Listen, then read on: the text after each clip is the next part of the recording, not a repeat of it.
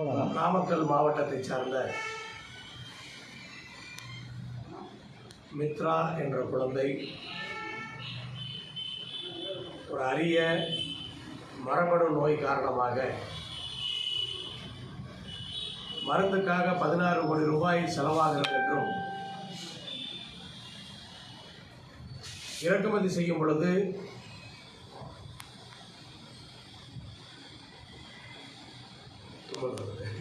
சரி, இது கட் பண்ணிக்கலாம். முதல்ல ஆரம்பத்துக்கு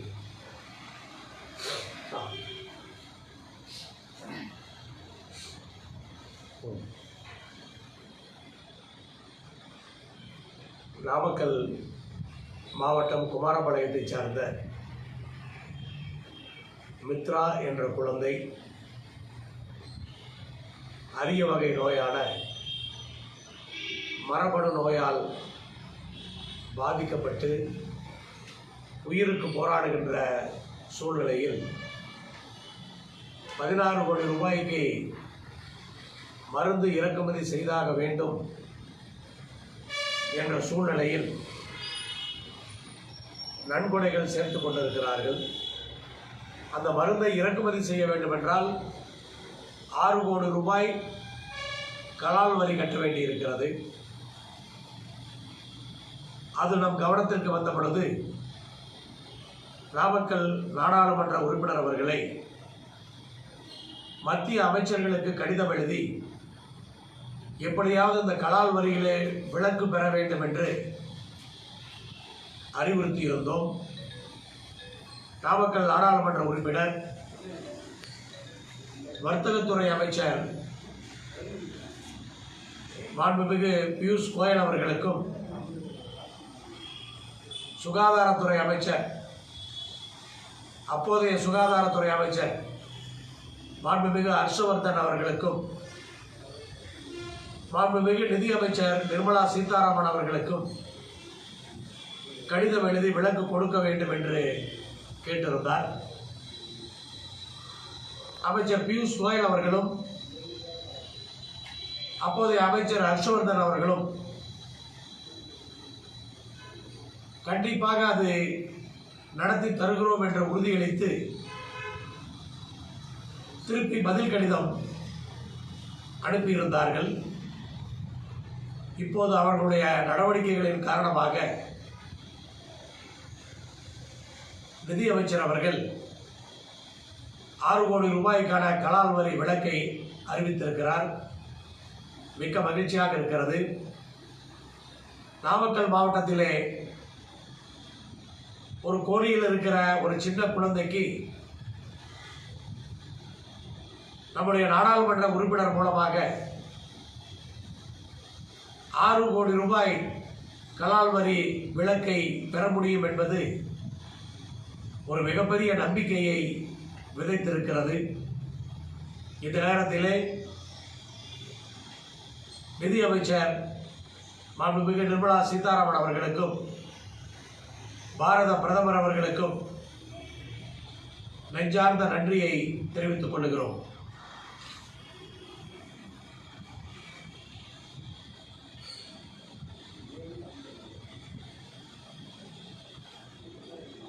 தமிழகம் முழுவதும் வழிபாட்டு தலங்கள் திறக்கப்பட்டிருக்கிறது. திருச்செங்கோட்டிலே அர்த்தநாரீஸ்வரர் கோயில் வழிபாட்டுக்காக பக்தர்களுக்கு அனுமதி அளிக்கப்பட்டு வழிபாடு செய்து கொண்டிருக்கிறார்கள். வருகின்ற பக்தர்களை அன்போடு கேட்டுக்கொள்வதெல்லாம் கொரோனா பரவல் இன்னும் தீரவில்லை. 3வது பரவல் நம்மை விரட்டிக் கொண்டிருக்கிறது. பக்தர்கள் மிகவும் கவனமாக இருக்க வேண்டும். நோய் பரவும் இடமாக அர்த்தநாரீஸ்வரர் மலைக்கோயில் உருவாகிவிடக்கூடாது. எல்லோரும் தகுந்த பாதுகாப்பு நடவடிக்கைகளை தொடர்ந்து கடைபிடிக்க வேண்டும். என்னவெல்லாம் தமிழக அரசு கட்டுப்பாடுகளை விதித்திருக்கிறதோ அதையெல்லாம் கடைபிடித்து கடவுள் தரிசனத்தை செய்ய வேண்டும். எந்த காரணத்தை கொண்டும் நோய் தொற்று ஏற்படுவதற்கு நீங்கள் காரணமாக இருந்துவிடக்கூடாது. இது அன்பான ஒரு எச்சரிக்கையாகவே நான் சொல்லிக்கொள்ள ஆசைப்படுகின்றேன். தவறுகள் நடப்பதற்கு நிறைய வாய்ப்புகள் இருக்கிறது. பிறகு வருந்தி பிரயோஜனம் கிடையாது. அது கோயிலுக்கு தரிசனத்துக்கு வருபவர்கள் தகுந்த இடைவெளியை விட்டு முகக்கவசங்களோடு கோயிலிலே தரப்படுகிற கிருமி நாசினியையும் கையிலே தவறாமல் தடவிக்கொள்ள வேண்டும் என்று அன்போடு இந்த நேரத்திலே கேட்டுக்கொள்கிறோம். 2-3 நாட்களுக்கு முன்பு திருச்செங்கோடு சார் பதிவாளர் அலுவலகத்திலே அமைச்சரும் அதிகாரிகளும் வந்த புகாரை அடுத்து ஆய்வு செய்து தவறு செய்தவர்கள் மீது உடனடியாக அந்த இடத்திலேயே நடவடிக்கை எடுத்திருக்கிறார்கள். திருச்செங்கோடு சட்டமன்ற தொகுதியை பொறுத்தவரை அனைத்து அலுவலகங்களுமே இதை ஒரு படிப்படியாக கொள்ள வேண்டும். இதை போன்ற ஆய்வுகள் அனைத்து அலுவலகங்களிலும் தொடரும். புகார்கள் வரக்கூடாது. ஒரு அலுவலகத்துக்கு யார் வந்தாலும் சரி, அவர்கள் வசதியானவர்களாக இருக்கலாம், நலிவடைந்தவர்களாக இருக்கலாம், செல்வாக்கு வாய்ந்தவர்களாக இருக்கலாம், அடித்தட்டு மக்களாக இருக்கலாம். அரசு அலுவலகத்தை பொறுத்தவரை அனைவரையும் சரி சமமாக பாவித்து உதவிகளை செய்ய வேண்டும். எந்த காரணத்தை கொண்டும் தனிப்பட்ட ஆசைகளுக்காக யாரும் வருத்தப்பட்டு புகார் கொடுக்கின்ற நிலையை ஏற்படுத்திவிடக் கூடாது. அலுவலகங்களுக்கு வருகிற பொதுமக்கள் அனைவருக்கும் அறிவிக்கப்பட்டிருக்கிறது. எப்போது வேண்டுமானாலும் சட்டமன்ற அலுவலகத்திலே அல்லது வாட்ஸ்அப்பிலே அவர்கள் புகார் கொடுக்கலாம். அப்படி புகார் வரும் பொழுது உடனடியாக சம்பந்தப்பட்ட அலுவலகத்திலே ஆய்வு நடத்தப்படும். நடவடிக்கைகள் உடனடியாக எடுக்கப்படும். திருச்செங்கோடு தொகுதியில் இருக்கிற அனைத்து அலுவலக அதிகாரிகளுக்கும் அன்போடு இந்த கோரிக்கையை வைத்துக் கொள்கிறேன். தயவு செய்து எந்த தவறுக்கும் துணை போகாதீர்கள். வித்தியாசம் பார்க்காமல் நடவடிக்கை இருக்கும் என்பதை நான் தெளிவாக சொல்லிக்கொள்ள விரும்புகிறேன்.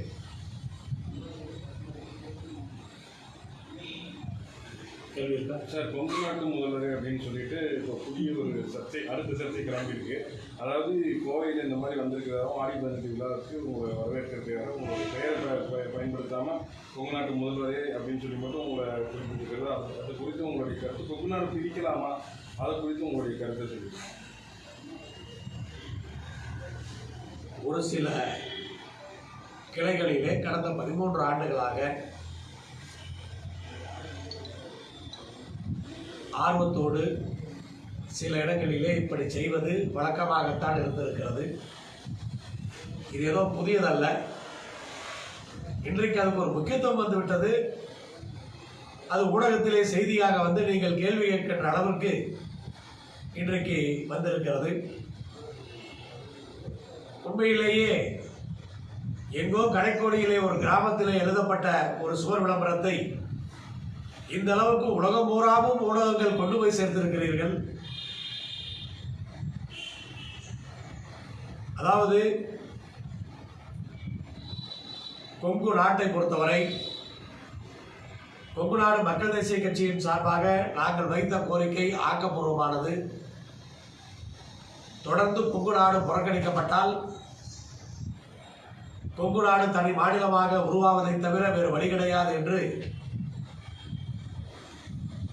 2008ஆம் ஆண்டிலிருந்து தொடர்ந்து பல கூட்டங்களிலே நான் பேசியிருக்கிறேன். கடந்த 10 ஆண்டு கால ஆட்சியிலே கொங்கு மண்டலம் நிறைய புறக்கணிக்கப்பட்டிருக்கிறது. சாயக்கழிவு பிரச்சனை தீர்க்கப்படவில்லை, மாவட்டங்கள் பிரிக்கப்படவில்லை. இந்த பகுதி மக்கள் சார்ந்திருக்கின்ற லாரி ரிக்கு தொழிலாக இருந்தாலும் ஜவுளி தொழிலாக இருந்தாலும் அனைத்து தொழில்களுமே அரசு உதவியை சரியாக பெற முடியவில்லை. நீர்ப்பாசன திட்டங்கள் நிறைவேற்றப்படவில்லை. இப்படி பல்வேறு விஷயங்களிலே எய்ம்ஸ் மருத்துவமனை உள்பட பல்வேறு விஷயங்களிலே கொங்கு மண்டலம் புறக்கணிக்கப்பட்டிருக்கிறது. அதையெல்லாம் இப்போது அமைந்திருக்கிற புதிய ஆட்சி நிறைவேற்றி தர வேண்டும் என்ற கோரிக்கை வைத்திருக்கிறோம். அப்படி தொடர்ந்து கொங்கு மண்டலம் புறக்கணிக்கப்பட்ட பொழுது தனி மாநிலமாக உருவானால் அதையெல்லாம் சாதிக்க முடியுமா என்ற ஆதங்கத்திலே ஆக்கப்பூர்வமான கோரிக்கைகள் வைத்திருக்கின்றோம். எங்களை பொறுத்தவரை அந்த திட்டங்கள் நிறைவேற்றப்பட வேண்டும் என்பதுதான் நோக்கம், அரசியல் நோக்கம் அல்ல. தனி மாநிலமாக பிரிந்தால் நாம் அரசியல் செய்வதற்கு வசதியாக இருக்கும் என்று கேட்கப்பட்டதல்ல. ஆனால் இன்றைக்கு பாரதிய ஜனதா கட்சி செய்திருக்கிற விஷயம் என்னவென்று சொன்னால், அவர்களுடைய தலைவர்கள் எல்லாம் பேசுகின்ற விஷயம் என்னவென்று சொன்னால், அவர்கள் அரசியலுக்காக பேசுகிறார்கள். அல்ல, இரண்டுக்கும் வித்தியாசம் இருக்கிறது. இன்றைக்கு ஏற்பட்டிருக்கிற பரபரப்பான சூழ்நிலையிலே நீங்கள் அன்றைக்கெல்லாம் கேட்டீர்களே என்று கேட்கும் பொழுது நான் தெளிவுபடுத்த வேண்டியது இரண்டும் வேறு வேறு. நான் செய்தது திட்டங்களை நிறைவேற்ற ஆக்கப்பூர்வமானது, இப்போது அரசியலுக்காக. இப்போது புதிய ஆட்சி அமைந்திருக்கிறது. முதலமைச்சர் அனைத்து கோரிக்கைகளையும் நிறைவேற்றி தருகிறேன் என்று சொல்லியிருக்கிறார். எய்ம்ஸ் மருத்துவமனை கோவை பகுதிக்கு வர வேண்டும் என்று பிரதமரை சந்தித்து கேட்டிருக்கிறார், வேலையை ஆரம்பித்திருக்கிறார். அதனால் எங்களுடைய நிறைவேறாத திட்டங்கள் எல்லாம் நிறைவேற்றி விடுவார் என்ற முழு நம்பிக்கை எங்களுக்கு இருக்கிறது. இதுவெல்லாம் நான் கடந்த ஒரு வாரமாக சொல்லி வந்தேன். பாரதிய ஜனதா கட்சி மக்களுடைய கவனத்தை திசை திருப்புவதற்காக மேகதாது அணை விவகாரத்திலே தமிழக மக்களுடைய கவனம் திரும்பிவிடக் கூடாது, திசை திரும்ப வேண்டும் என்ற எண்ணத்திலே அவர்கள் இதை செய்து கொண்டிருக்கிறார்கள் என்று சொன்னேன். இப்போது மத்திய அமைச்சர் மரியாதைக்குரிய முருகன் அவர்கள் நான் எழுத்துப்படை செய்துவிட்டேன் என்று சொல்லி இருப்பதை செய்திகளிலே பார்க்கின்றேன். அவர்கள் அடுத்த பிரச்சனையை இப்போது எழுப்புவதற்கு தயாராகி கொண்டிருக்கிறார்கள். அவர்களுடைய தேவை இதிலே முடிந்துவிட்டது, அடுத்ததுக்கு சென்று கொண்டிருக்கிறார்கள். இந்த ஒரு வார காலம் நம்ம எல்லாம் அதை பற்றி பேச வச்சு அதிலே வெற்றி பெற்றிருக்கிறார்கள் அவர்கள். அதை தொடர்ந்து ஒன்றிய அரசுக்கான பிரச்சனைகள் வரும்போதெல்லாம் எதையாவது சொல்லி கவனத்தை திசை திருப்புவது வழக்கமாக கொண்டிருக்கிறார்கள். இப்போது அடுத்ததை செய்வார்கள். தமிழக பாஜகவினுடைய தலைவராக தம்பி அண்ணாமலை அவர்கள் பொறுப்பேற்றிருக்கிறார், அவருக்கு வாழ்த்துக்கள். ஆனால் தமிழகத்தினுடைய முதலமைச்சர் அவர்கள் அதிகப்படியான தொகுதிகளிலே வெற்றி பெற்று மக்களால் தேர்ந்தெடுக்கப்பட்டு முதலமைச்சராக பொறுப்பேற்கின்ற முதலமைச்சர் அவர்கள் மிக எளிமையாக யாரையும் அழைக்காமல், கூட்டம் அதிகமாக சேர்க்காமல், சமூக இடைவெளியை கடைபிடித்து தமிழக முதலமைச்சராக பொறுப்பெடுத்துக் கொண்டு இரவு பகலாக பணியாற்றிக் கொண்டிருக்கிறார். ஆனால் ஒரு கட்சியினுடைய மாநில பிரிவினுடைய தலைவராக பொறுப்பெடுப்பதற்கு கோவையிலிருந்து ஒவ்வொரு ஊராக கூட்டத்தை சேர்த்து எந்த கூட்டத்திலுமே சமூக இடைவெளி கிடையாது. அப்ப நோய் பரப்புகின்ற விதத்தை பாரதிய ஜனதா கட்சியினுடைய மாநில தலைவராக பொறுப்பெடுப்பதற்கு முன்பே தம்பி அண்ணாமலை அவர்கள் செய்திருக்கின்றார். தமிழக பாஜக பிரிவினுடைய தலைவராக பொறுப்பெடுத்திருக்கின்றார். அதே சமயத்திலே தமிழகத்திலே கொரோனாவையும் பரப்பியிருக்கிறார். நான் கேட்டுக்கொள்வதெல்லாம், நீங்கள் கொரோனாவை பரப்பியதற்காகவாவது ஒன்றிய அரசிடமிருந்து தமிழகத்திற்கு தேவையான தடுப்பூசிகளை பெற்றுத்தாருங்கள். ஆக்கப்பூர்வமான காரியங்களை செய்யுங்கள். வீணான விஷயங்களை பேசி தமிழகத்திலே கட்சி வளர்க்கலாம் என்று சொன்னால் அது நிறைவேறாது. தமிழகத்தினுடைய நிறைவேறாத திட்டங்களை நிறைவேற்றுவதற்கு டெல்லிக்கு செல்லுங்கள், பிரதமரை பாருங்கள், உள்துறை அமைச்சரை பாருங்கள், அதை நிறைவேற்றுங்கள். திருச்செங்கோடு டாஸ்மாக் பகுதியில் அனுமதிக்கப்பட்ட விலையை விட ஒரு பாட்டிலுக்கு 5 ரூபா அதிகம் வச்சுக்கிறத ஒரு புகார், அதுக்கு என்ன நடவடிக்கை? எனக்கு இதுவரைக்கும் புகார் வரல. இப்போ புகார் சொல்லியிருக்கீங்க, கண்டிப்பாக அதற்கான நடவடிக்கைகள் உடனடியாக இருக்கும். நான் சொல்லியிருக்கேன், புகார் வந்தால் நடவடிக்கை உடனடியாக இருக்கும்னு. இப்போ புகார் சொல்லியிருக்கீங்க, அதற்கான நடவடிக்கைகள் உடனடியாக இருக்கும். இப்போ கொங்கு மக்களுடைய கோரிக்கைகள் நிறைவேறாததுனால கொங்கு நாடுன்னு கோரிக்கை வச்சோம்னு சொன்னீங்க. அது மாதிரி இந்த ஆட்சியிலே நிறைவேறலைன்னா அந்த கோரிக்கை தொடரும். அதான் காரணமானவரை எடுத்து பிள்ளைன்னு சொல்லிட்டாரு. காரணமானவரை எடுத்து பிள்ளைன்னு சொல்லிட்டு போயிட்டாரு. அதில் புதிய அரசு அமைந்திருக்கிறது. இதை எப்போவுமே நான் ஒரு நெகட்டிவ் அப்ரோச் பண்ணவன் அல்ல. இது கண்டிப்பாக நடக்கும் என்ற நம்பிக்கையோடு நான் பயணிக்கிறேன். அப்போ கொரோனா டைம் முடிஞ்சுன்னா மக்களோட வாழ்வாதாரம் சரியாக வரல. மகளிர் சுய குழுக்கள் இன்னும் பயங்கர டார்ச்சர் பண்ணுறாங்கன்னு சொல்லி ரொம்ப புகார் வந்துருக்கு. இந்த விஷயங்களெல்லாம் அரசனுடைய கவனத்திற்கு வந்து கொண்டிருக்கிறது. இது போல பல விஷயங்கள் கண்டிப்பாக முதலமைச்சர் நடவடிக்கை எடுப்பார்.